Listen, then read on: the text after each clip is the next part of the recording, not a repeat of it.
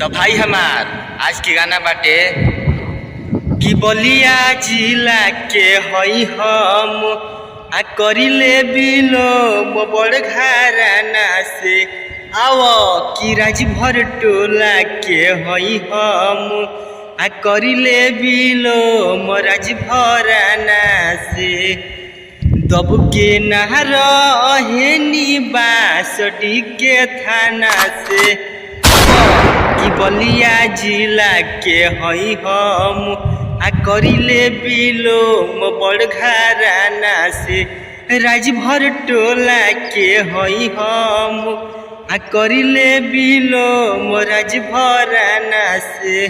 अरे का बुझाई भाई हमारी आज के पहला गाना रहा ठीक बा।